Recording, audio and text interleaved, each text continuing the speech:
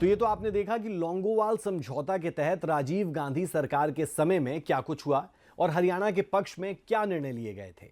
लेकिन हरियाणा लंबे समय से अपने हक से वंचित रहा और यही वजह है कि अब बीजेपी के तमाम विधायक इस बात पर जोर देते हैं कि हरियाणा को उसका हक मिलना ही चाहिए। लेकिन अलग अलग राजनीति अलग अलग प्रदेशों में अलग अलग पार्टियों की ये भी बताती है कि पंजाब में जो पार्टियां अलग राग अलापती है वही पार्टियां हरियाणा में अलग राग अलापती हुई नजर आती है। ये रिपोर्ट जरूर देखनी चाहिए आपको।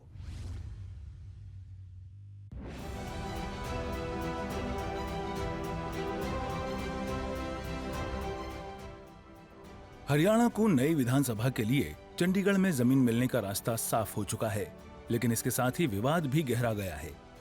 पंजाब सरकार में वित्त मंत्री हरपाल चीमा के एक बयान पर हरियाणा के तमाम मंत्री और विधायकों ने मोर्चा संभाल लिया है। कैबिनेट मंत्री अनिल विज ने पंजाब को समझौते की याद दिलाई और चंडीगढ़ पर हरियाणा का 40% हिस्सा बताया है। विधानसभा तो हम बना रहे हैं और उसका ये एतराज़ कर रहे हैं। जहाँ तक चंडीगढ़ की बात है, इनको जो पिछले एग्रीमेंट्स हुए हैं उनको पहले पढ़ना चाहिए। उन एग्रीमेंट्स में क्लियर लिखा हुआ है कि जो हिंदी भाषी क्षेत्र हैं वो हरियाणा को ट्रांसफ़र किए जाएंगे। एसवाईएल का पानी हमें मिलेगा, जब तक नहीं मिलता तब तक जितना चंडीगढ़ पर पंजाब का अधिकार है उतना ही हमारा भी अधिकार है। नहीं, उनका कोई अधिकार नहीं है। चंडीगढ़ यूटी है। Chandigarh is not part of Punjab state.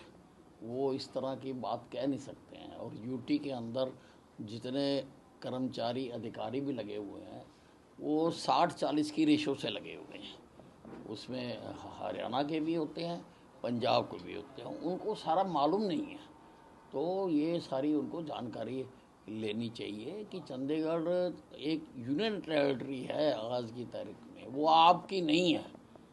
आपकी तभी हो सकती है जब आप हिंदी भाषी क्षेत्र और एसवाईएल का पानी हरियाणा को दोगे। वहीं बीजेपी नेता सुभाष बराला ने संविधान की दुहाई देते हुए कहा कि पंजाब के सीएम भगवंत मान को इस तरह के बयान से बचना चाहिए। देखिए, पंजाब के नेताओं की एक आदत बन गई है। वो हमारा देश संघीय ढांचे के आधार पर चलता है। पंजाब, हरियाणा, हिमाचल, चंडीगढ़ ये एक ही प्रांत का कभी हिस्सा हुआ करते थे। इसलिए चंडीगढ़ के ऊपर भी, एसवाईएल के पानी के ऊपर भी, बहुत सारी चीज़ों के ऊपर हरियाणा का अधिकार था, है और रहेगा। भगवंत मान को हमारे संविधान का सम्मान करते हुए इस प्रकार के बयानबाजी देने से बचना चाहिए, वरना चुनाव वहाँ भी आने वाला है। जनता पंजाब की है, वो हरियाणा से भी प्यार करती है, क्योंकि पंजाब हमारा बड़ा भाई है। हरियाणा की जनता एसवाईएल का पानी, पंजाब की जनता एसवाईएल का पानी भी हरियाणा को देना चाहती है। वो हमारी विधानसभा का अलग से भवन हो, क्योंकि बड़ा एक तंग स्थिति का विधानसभा का भवन, जिसमें मुझे भी 5 साल बैठने का अवसर मिला है। अब तो डिलिमिटेशन जब 29 में चुनाव आएगा उससे पहले लागू हो जाएगा, विधायकों की संख्या भी बढ़ेगी। एक नई विधानसभा की हरियाणा प्रदेश को जरूरत है। इसलिए इस प्रकार के अड़ंगे डालने की बजाय भगवंत मान को इसमें सहयोग करना चाहिए, अगर वो सहयोग कर सकते हैं, वरना उनके सहयोग के बगैर भी ये विधानसभा का नया भवन बन सकता है। इसलिए उनको इस बात का स्वागत करना चाहिए। हरियाणा की अलग विधानसभा को लेकर विधानसभा के डिप्टी स्पीकर कृष्ण मिड्ढा ने कहा कि चूंकि आने वाले समय में विधायकों की संख्या बढ़ेगी, लिहाजा हम लोगों का प्रयास नया विधानसभा भवन बनाने का है।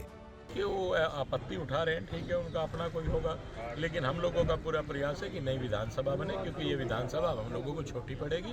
और 2029 में क्योंकि 120 के आसपास विधायक बनेंगे तो नेचुरल सी बात है कि बड़ी विधानसभा चाहिए और जल्दी इस पर मुझे उम्मीद है कि कार्य शुरू हो जाएगा। जाहिर है हरियाणा और पंजाब के बीच का मुद्दा इतनी आसानी से सुलझने वाला नहीं है, और ऐसा इसलिए भी क्योंकि चंडीगढ़ अर्बन प्लानिंग विभाग की ओर से नई आपत्ति जता दी गई है, जिसमें पंचकूला में दी जा रही जमीन को नॉन फिजिबल बताया गया है। ब्यूरो रिपोर्ट, सूर्य समाचार।